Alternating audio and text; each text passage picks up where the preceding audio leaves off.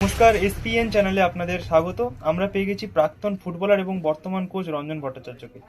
রঞ্জনদা, আগামীকাল অর্থাৎ 11ই এপ্রিল ইস্টবেঙ্গলের প্রথম অ্যাওয়ে ম্যাচ চেন্নাইয়ের মাঠে ইস্টবেঙ্গল খেলতে যাচ্ছে। প্রথম অ্যাওয়ে ম্যাচ হওয়ায় ইস্টবেঙ্গলের কাছে কতটা চ্যালেঞ্জের হতে চলেছে কালকের ম্যাচটা? অবশ্যই এখন তো ইস্টবেঙ্গল যে জায়গায় দাঁড়িয়ে আছে, একটা তো চ্যাম্পিয়নশিপের জন্য তাকে do or die situation, match জিততে হবে যদি ট্রফিটা গান করা যায়। তো সেই জায়গা থেকে প্রত্যেকটা প্লেয়ারই আমার মনে হয় যে নিজেরা বুঝেছে যে নিশ্চয়ই যে এখন সিচুয়েশনটা কি। তো সেই জায়গা থেকে তারা অবশ্যই কি বলে জেতার জন্যই খেলবে, যে জেতা ছাড়া কোনো রাস্তা নেই। এবং অস্কার বুঝেও নিশ্চয়ই কি বলে এই ম্যাচের গুরুত্ব অনুযায়ী টিম করবে। তবে আবারও বলি যে মিগুয়েল একটা ফ্যাক্টর, মিগুয়েলকে ম্যাচ জিততে গেলে মিগুয়েলকে একটু ভালো খেলতে হবে। আর উইং প্লেটাকে কি বলে, যেটা ইস্টবেঙ্গলের সেভাবে হচ্ছে না, উইং প্লেটা আরও বেশি উইং প্লে বাড়াতে হবে। আর যেটা অপোনেন্ট বল পাওয়ার পর ট্রানজিশন টু ডিফেন্সটা খুব ভালো, কেননা ইসমাইল গোল খেয়ে যাওয়া, তো এইটাই সমস্যা।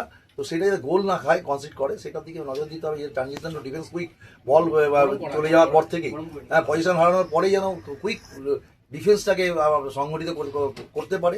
সেই জায়গায় অস্কার বুঝে যদি নজর দেয়, আমার মনে হয় যে, এবং দেবেও উনি বিদগ্ধ কোচ, দীর্ঘদিন ধরে কীভাবে উনি কাজ করছেন। ইসমাইল টিমটা লাস্ট অনেকগুলো ট্রফি ওনার হাতে খেলে ফেললেন। তো এখন এইটা তো এখন ওনার ডু অর ডাই সিচুয়েশন। তো সেই জায়গা থেকে আমার মনে হয় কালকে ইস্টবেঙ্গল ম্যানেজ না করার কোনো কারণ নেই। কেন বলছি, এই বছর যে আইএসএল এর প্রিপারেশন সব থেকে বেশি যদি কোনো টিম প্রিপেয়ার হয়, তাই সেটা হচ্ছে ইস্টবেঙ্গল।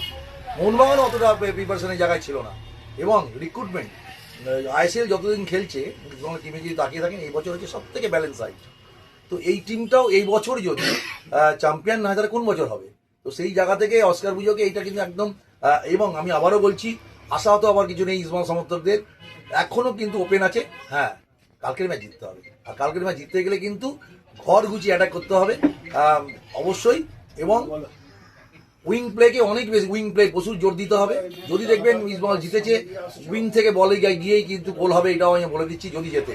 হ্যাঁ, তাই জন্য উইং এর দিকে নিশ্চয়ই অস্কার বুঝো অনেক এক্সপিরিয়েন্স কোচ, উনি নিশ্চয়ই কি বলে সেই বিষয়ে নজর দেবে উইং প্লের দিকে। আর অপোনেন্টের, আবারও একটা কথা বলি, যে অপোনেন্টের উইং প্লেটাকে কিন্তু বন্ধ করতে হবে। চেন্নাইকে যদি উইংকে ইউজ করতে দেয়, তাহলে কিন্তু ভেরি ডিফিকাল্ট হয়ে যাবে জেতার ক্ষেত্রে। আর যেটা ইস্টবেঙ্গলের সারা এখন 4 বছরের রোগ আমি দেখছি, যেটা লেফট ব্যাক পজিশন বা সামটাইম রাইট ব্যাক পজিশনটাও। তো সেই জায়গাটা, দুটো জায়গা কিন্তু ধ্যান একটুখানি নজর দিতে হবে বেশি করে, যাতে অপোনেন্ট কোনো সময় দুটো উইং চ্যানেলকে ইউজ না করতে পারে।